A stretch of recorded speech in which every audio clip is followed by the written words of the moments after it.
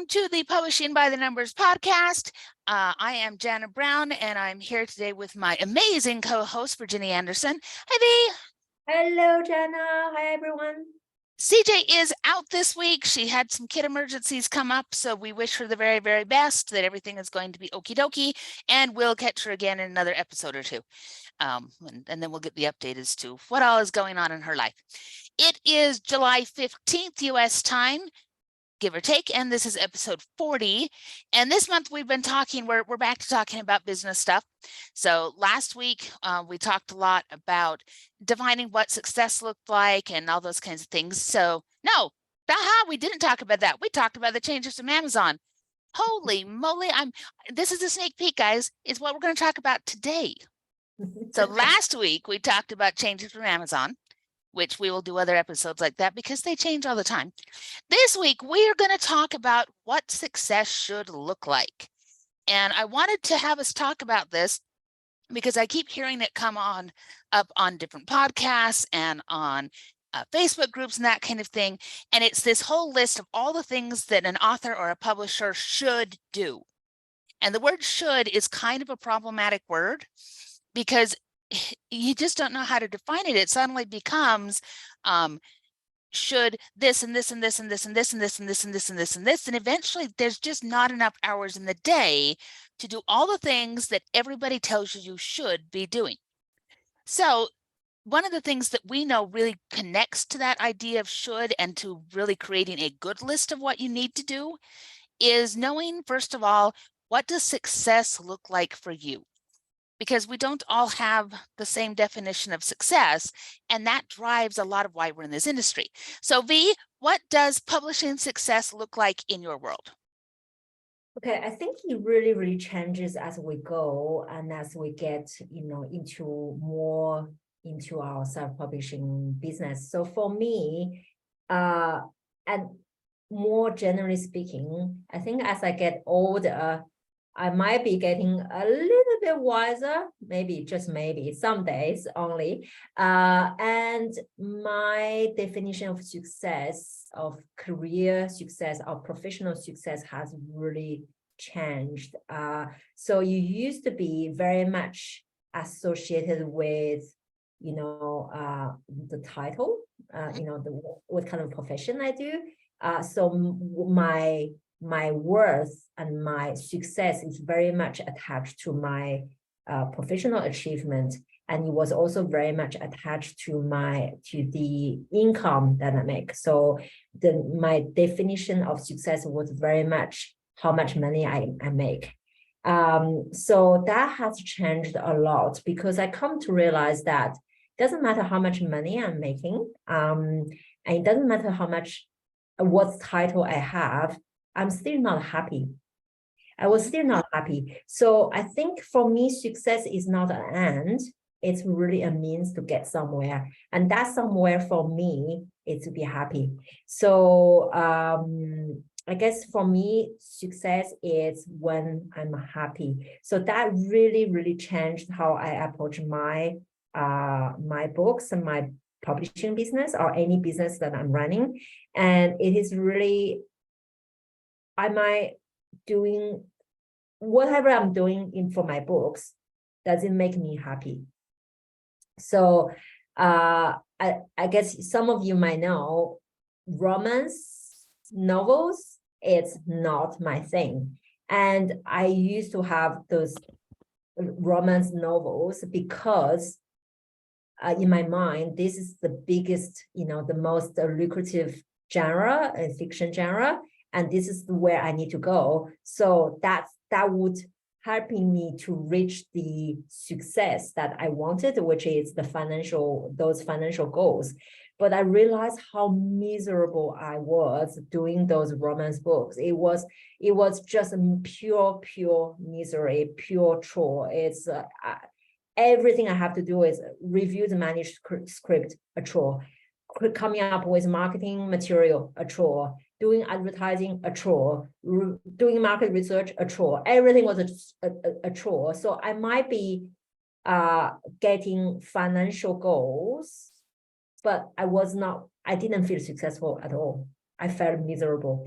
So for me, success is really doing something that gets you to be happy, and while fulfilling the basic needs that you need to fulfill. Provide for your family, provide for my family. Being able to afford the mortgage, bring food at the table, have the kind of life experiences that I want to have with my family's friends. And so that's what success looks like to me. And connecting that to the self-publishing business, financial goals is a means to reach that success definition. So I want to make sure that whatever book I'm producing brings me joy, but also I'm writing to the market. So I'm not going to write something that's so obscure, but that I'm interested in. That I won't sell many copies of that. So there's quite a few, I guess, balls that we're juggling to reach that success, however we define that success. So it's not just a financial target, financial goals for me now anymore. What about you, Jenna? For me, so finances do play a thing in here, and I think sometimes in self-publishing, finances go in one of two ways. They're either the only goal, and so people tend to turn books into widgets, because it's push out as many as you can, make as much money as you can, go, which leads to a lot of burnout. Okay. And then you have the other side of it where people go, I'm an artiste, and money shouldn't be something that you desire as an artist. That the whole starving artist idea that you should suffer for your craft and you shouldn't be, taking filthy lucre for that. I'm in between. I don't want it to ever turn into a grind where I can't have joy in what I'm producing because I've just got to get that next book out right now and all those things. But at the same time, I don't want to be a starving artist. I like eating. I like going to Disney World. I like doing all these other things. That is what my book finances allow us to do. I am also getting on in years, we'll call it that, to where I'm looking towards retirement faster than I'm looking to where my career started.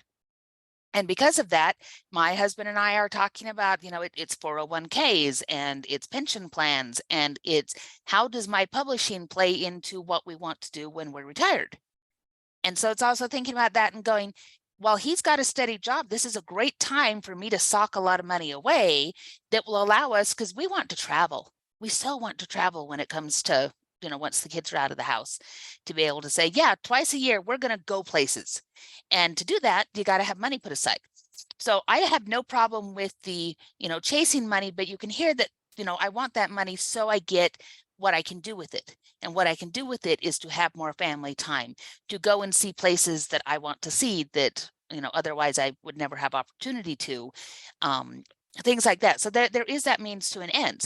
So I don't think it's ever bad to say you do have financial goals with this. You just want to kind of determine, what are you doing with those financial goals? Is it chasing it for just the sake of that and making yourself crazy and burned out? Or is it because you've got ideas for what can that do to help make your life better, to help take care of things that need to be taken care of?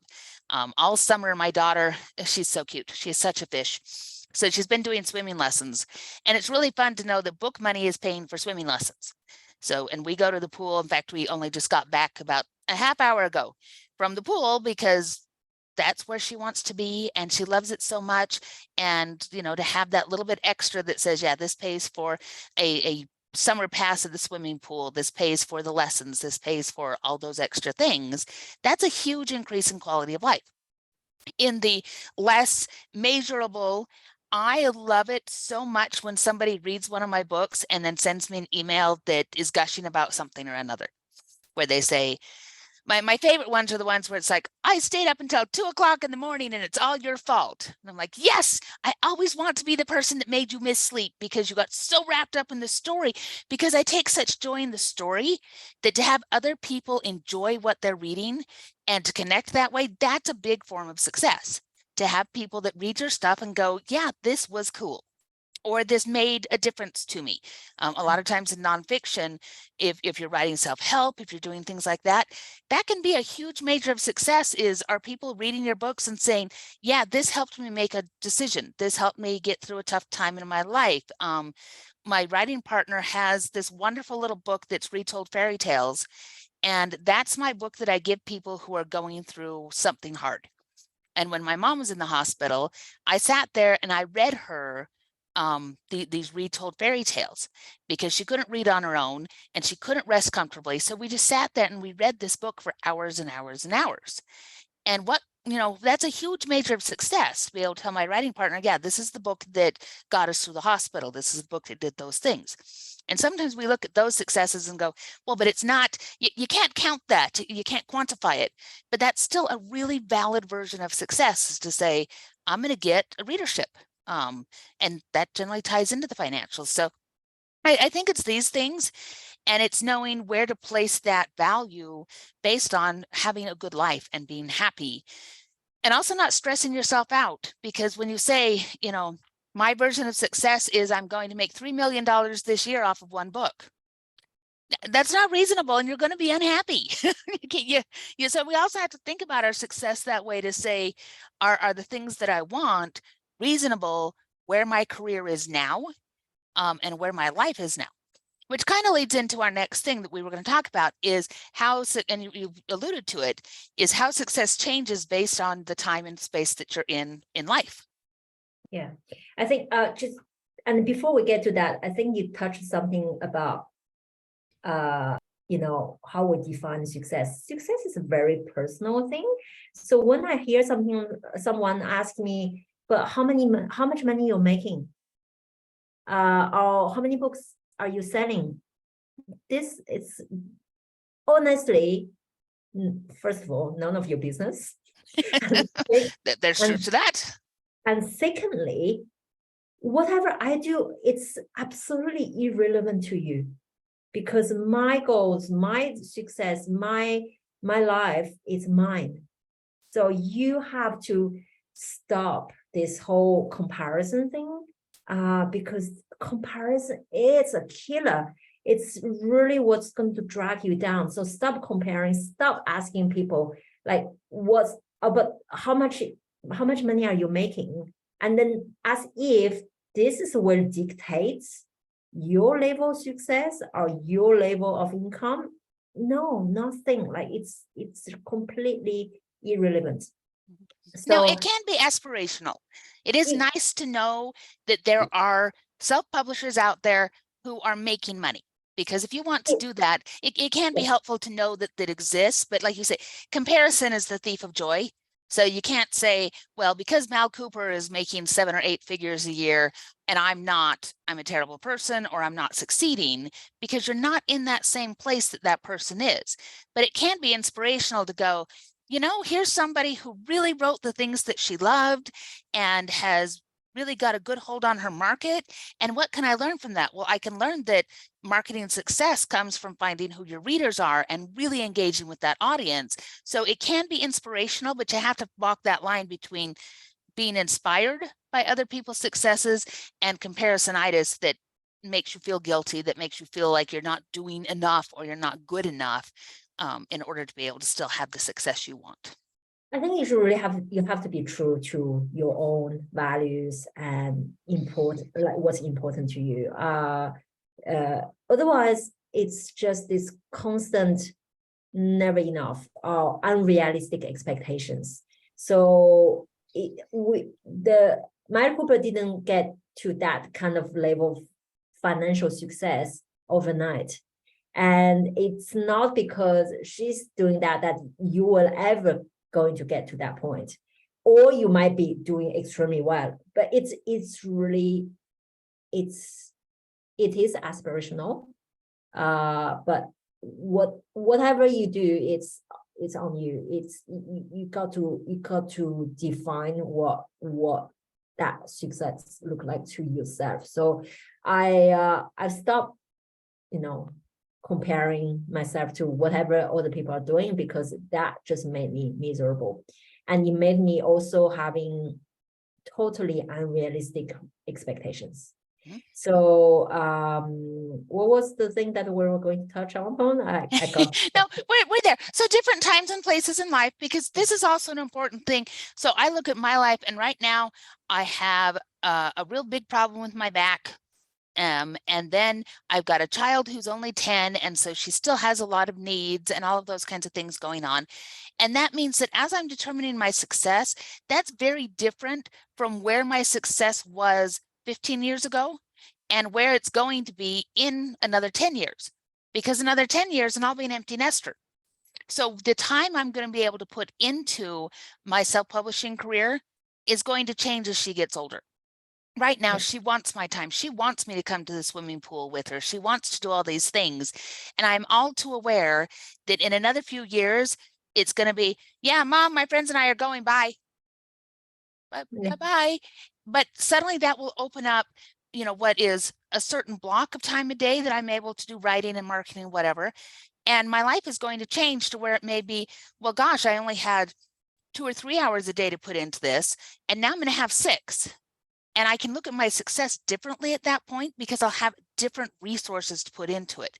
So that's another place where when you're defining, what your goals are and what your success is, please look at your life and be honest with where you are and not lose the moment. Don't lose the joy in the moment, the times you get to spend with your kids, the time you get to spend with a sweetheart or going to school or any of those other things. Everything is going to have its place and time.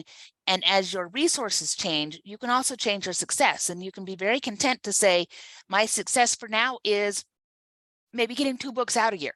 Maybe we don't even say a financial number, but I'm going to get 2 books out, or I'm going to get even 1 book out. And that can be a huge success if you're a mom with 3 kids, or if you are working a day job. You don't need to feel like you're not successful because, hey, you're working 12 hours at the day job and only getting in 20 minutes of writing a night. It's successful that you're doing anything. And so looking at those times and places in your life and saying, I acknowledge I'm in a time and a place, and this is what success looks like now. And it may expand to look like something else later. I think I can't remember the stats and where it is coming from. I think they're saying that we all have a book in us, but like the percentage of people who are actually going to put a book out there, it's like tiny 1%. So you being able to publish a book and to get to that point where your book is out there in the market for people to be able to purchase, that's success to me. Because like I said, many people want to have a book out there, but they never get to a book out there. So that's success. But let's talk about the commercial projects and from the passion project. Okay, so this is part of that definition of success. One gal that I follow, RJ Blain, RL. There's 2 of them that have very similar initials and last names. Anyway, there's an urban fantasy writer, and I will look it up and put it in the show notes. And she's kind of amazing because she gave us a peek into her planning for the next several years. Actually, 80 books worth of projects that she's going to work on. And she says, I've broken this out to say, here are what she calls money projects and what she calls non-money projects. And that means it's the expectation that she is assigning to these projects. This can be really important once you know what you're defining as success, because sometimes you look at the projects and you go, here's a thing that I just want to do for the hell of it. It is a thing I've always wanted to write. It doesn't match any particular market, but it's just a story that I need to put out there. Memoir is very often like this. Our friend Corey always says that everybody should write their memoir, but nobody should expect to sell it. Because the number of memoirs that actually sell commercially well is itty bitty teeny tiny. Because our lives are not as interesting as we think they are to other people. But they're interesting to you, and they're important to you, and they're important to your friends and your family. And it's a great experience to write it, but that's going to be a no money project where you just can't expect that that's going to take off. And that's versus her ones where she's like, here are series that I'm writing in, and this is the last book in this series. And it's a series that makes a lot of money. This book is also going to be a money project. It's one that I'm going to market really specifically. I'm going to write it according to tropes. It's going to go with the rest of the series. And so that's how she does that focus. And I really like that idea that you have some projects that you say, this is the one that what I want from this project is really very financially based. I want this to hit the market just right. And so I'm going to do all the research to make sure that I know how to write to market for this. I know what my audience is. I know how to market to them. And that's really my goal for this book. And then I have these others like the memoir that I'm going to write this because I want to write it. And if it makes money, if it happens to catch on, woohoo, all the dancing in the street. But if it doesn't, I'm also not going to be upset because I didn't lay that expectation on that book. And I really like that idea between passion projects and commercial projects. Go ahead.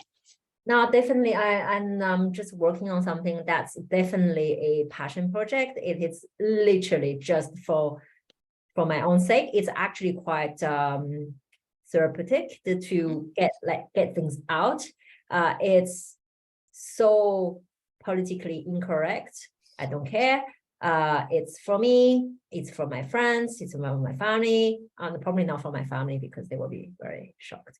No, so it's just, for my own, almost my own therapy. So this is a little, people are doing journaling. That's a form of journaling. You're getting things out of you. So that's definitely a passion project. It's not going, I have zero expectation of financial outcome from this one, and it brings me a lot of joy. So I like to do that, and that's also it helps me also improve my craft and my knowledge in the publishing world. So that's also, I think, a means to get somewhere. And the money projects, so I like to think about goals per project. So let's say if my goal is to plan a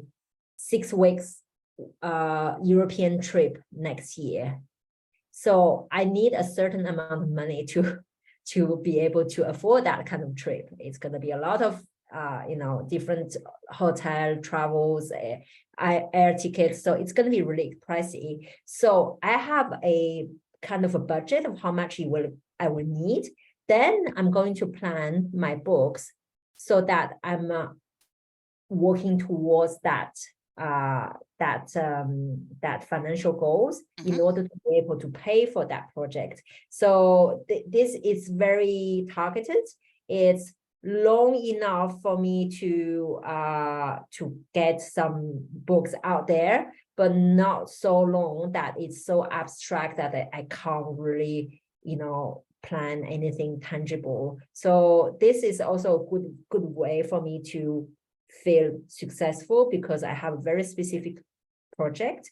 I have a very specific target, and I'm using my books that are like commercially driven books to meet that goal. So it's I like to be very intentional and very specific in everything I do. So if you have like a specific project, you can use that as a drive to get you going with your books. Yep. Well, and I like what you said about working on your craft and things like that, because there are no wasted words.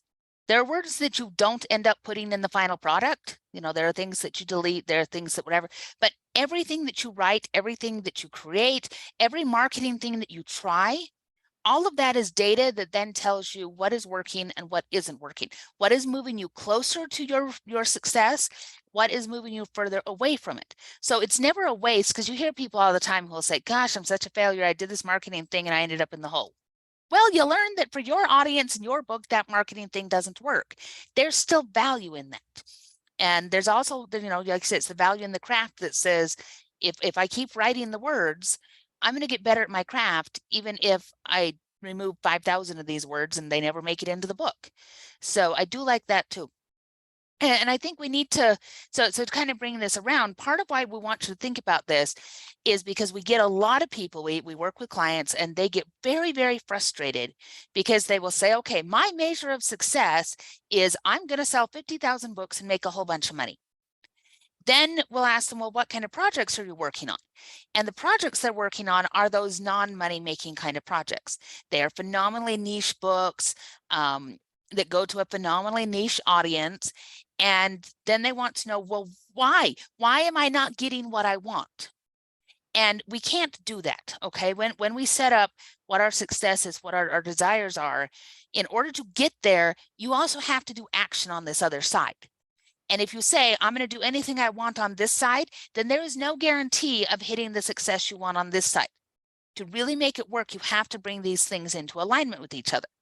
So if you say, I want to write very niche books that are very strange, that will probably only have a target audience of 100 people, then you are already determining that your success cannot be, and I'm going to have a blockbuster movie of this that's going to go out to millions. Okay, now could that happen? Yes, we do get lightning in a bottle weirdness where these things will align just because the universe has a sense of humor. But most of the time, it does kind of do this number. So if you say, I want big commercial success, then you need to do your market research. You need to be willing to write to market. You need to know where your market is. You need to know how to appeal to that audience, and then you need to go out and get them. You write a book that fulfills their expectations and you market it to them. That's how you get commercial success. And if you don't want to do that, if you want to chase your muse off to the elemental plane of Jello, great. But you can't have this and not do this. And that's where the shoulds come in, because you say, well, what should I do? And the answer is whatever it takes to bring into alignment your actions with your desired outcome. And even this is not a guarantee, but it's the best guarantee you can give yourself is when you align those two things. So what should you do? The things that bring you into alignment between your actions and your success, and then be happy. But if you choose to do something down here and your success is up here, you're going to have to recalibrate something, or you will always be chasing something that is going to make you unhappy. And like we say, we really want you to enjoy your businesses. That's something, it's a fairly new concept, really, because for years it's been, business is just, it's the thing that you do in order to make the money.